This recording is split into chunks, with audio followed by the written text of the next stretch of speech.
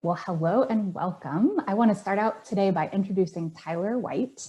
Tyler has been engaged in multicultural work environments and communities in the Atlanta area for several years, and more recently in Texas. And he's spent time working for a refugee resettlement agency and also works in the field of cultural exchange. And we're currently in the same intercultural studies PhD program at Columbia International University. So we have quite a bit in common. And Tyler, I was so happy when I heard that your book was being published, and I'm really looking forward to talking with you today about the ideas in your book. So thanks for being with us. So for those who haven't read the book, which if you haven't, what are you waiting for? You can pause this video, go and buy it, go and order it. You won't be sorry. Why don't you give us, Tyler, a quick synopsis of kind of, so what's the book called? What's the message of the book? Yeah, the book is called Contact, The Shaping Power of Intentional Interaction. And the general theme of the book is, what does it look like when Christians come into intentional contact and spend intentional time with people who are different from ourselves? Mm-hmm. So that could look like someone who grew up in a different part of town, someone that's a different race or ethnicity, different socioeconomic status, political leaning, mm-hmm. et cetera. And so I take this old theory called contact theory, and I kind of catch it up to kind of how I explain it in the book, catch it up to what the Bible already says.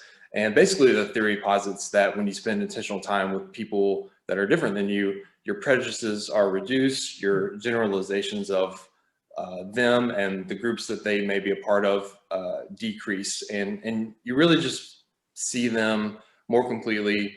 And if you're a Christian, it helps you see them more completely in the image of God. And so in turn, it helps us understand God better. And so that's kind of the general theme of the book. So I take some social science research, some stories and case studies, some practical challenges for us today, and kind of all integrate that into a message that says, what does it look like when Christians really go out of their way to interact with people that are different from us? Yeah, I really appreciate the really interdisciplinary approach that you take. I think it's really helpful for the topic. And so your topic, you mentioned that you talk about contact, between so many different groups of people, but intergenerationally, different socioeconomic statuses, which is all wonderful, which is why everyone should read the book. But today, for the purpose of this interview, let's really zoom in on cross-cultural interactions, contact across cross-cultural, differences. What would you say? So it's not natural. It doesn't feel natural. Sometimes it feels awkward. What would you say is the benefit? What's the why? Why should people go out of their way to have cross-cultural contact with others? Well, I think there's different levels to the why. In one way, if you're a Christian asking why this might be important, you look at the life and the example of Jesus. Jesus spent time with people outside of his normal Jewish group. Obviously, he spent time with sinners and tax collectors of a different culture, and frankly, we should be following the example of Jesus in a very similar way. And another level to it is that we live in a world that's continuing to globalize at a faster and faster rate, and so our classrooms are integrated like they never have been before when we're growing up through school and especially college now. And we're seeing more and more diverse workplaces, more and more diverse churches. And so it's important to become familiar with people from different cultures than ourselves, not only because we see the example of Jesus doing in the Bible, but because it helps us be better ministers in a world that is getting closer together in physical ways. And so if we're going to be disciples of Christ and follow his example, there's so much to learn by spending time with someone from a different country, or it could be someone from a different culture that's in the same city as you. And so there's a lot to take away from that. Absolutely, yeah. And the way I originally asked the question, it makes it sound like there's a choice involved of, should we or shouldn't we get involved in cross-cultural interactions? But you helpfully brought out the fact that it's not really a choice. I mean, this is just something that's happening. And so how can we make contact rather than badly, right? So tell me more about, I know you have a lot of personal whys as well for writing this book, and you have so much experience in various cross-cultural workplaces or in ministry or friendship. Kind of what's your personal why for writing this book, or how have you benefited from cross-cultural contact personally? So I grew up in a fairly monocultural environment, and I wasn't particularly aware of culture and cultural differences growing up. And it seemed like my experience growing up was often an us versus them experience, and not in a hostile way, but in a more subtle way. And so when I was in college, I began traveling abroad for the first few times. I was studying religion, so I was learning about all these different cultures through studying religion. And I believe those instances contributed to my initial curiosity of culture. Mm-hmm. And it wasn't until I began working with refugees at World Relief in Atlanta and seeing up close the contention and the lack of inclusivity in a lot of spaces that I realized for a lot of people to really understand people that are different than them, it takes proximity. Mm-hmm. But it's an intentional proximity. So my curiosity for culture still exists. I love food, art, music, that type of stuff. But it's supplemented more by more than just the aesthetics of culture now, and it's driven by the people who are made in the image of God. And so it's kind of taking all that and really going back and asking the question of, what makes people see people different from them in this certain type of way that's very welcoming and inclusive, and then what makes people not see that welcoming attitude and inclusivity. A lot of my observations were just that people didn't have friends that were different from them, or they weren't in spaces that were multicultural spaces. And so that kind of led to the research, and then the collection of the stories, and then the writing. So that's kind of a glimpse of my personal experience and how that led me to actually put it all into a book. Mm-hmm. Yeah, that's great. And that's a really interesting distinction that you make between physical proximity and intentional proximity. I haven't heard it put just that way before. So I think, if I'm understanding you right, what you're saying is that physical proximity is one thing, and that may be an issue, of trying to get into multicultural spaces, as you said, but that's not all there is. How would you describe what is intentional proximity that goes beyond just physically, I happen to be in the same space as someone that's different than me?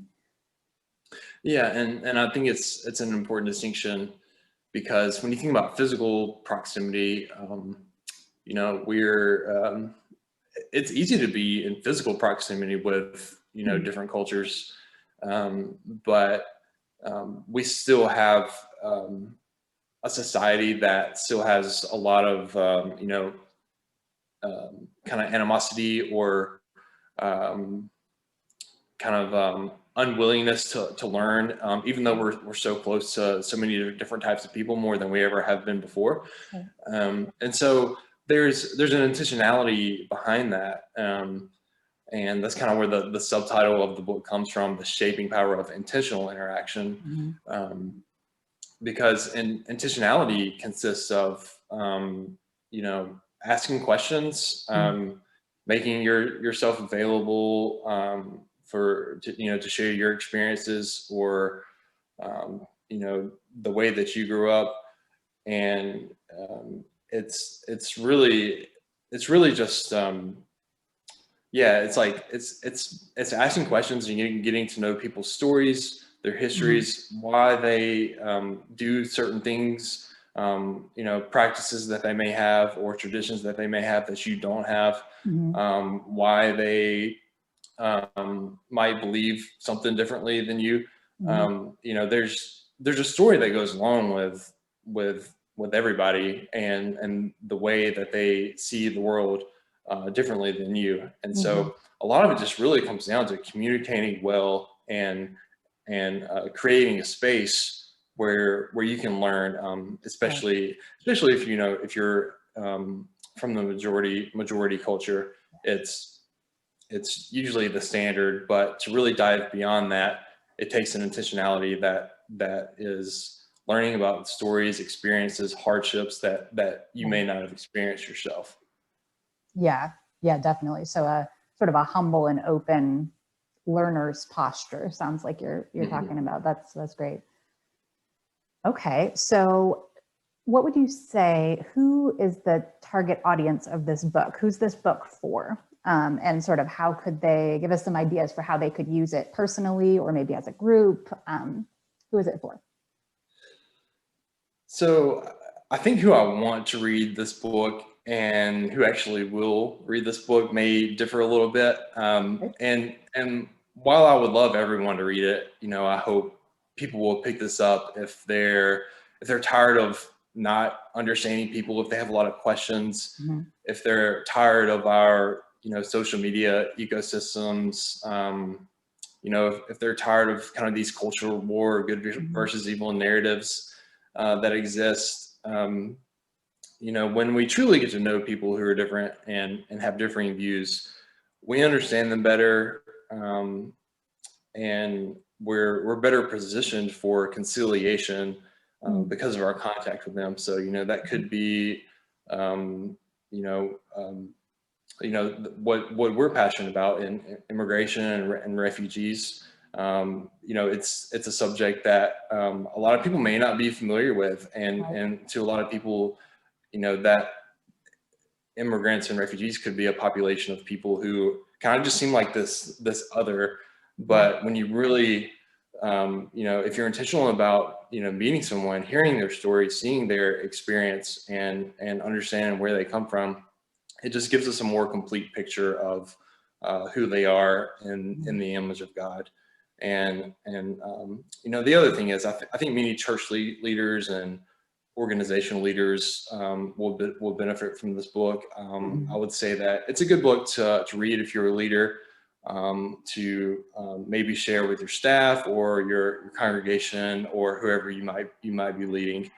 So in general, my hope is that these ideas in this book and the challenges in this book will help people lead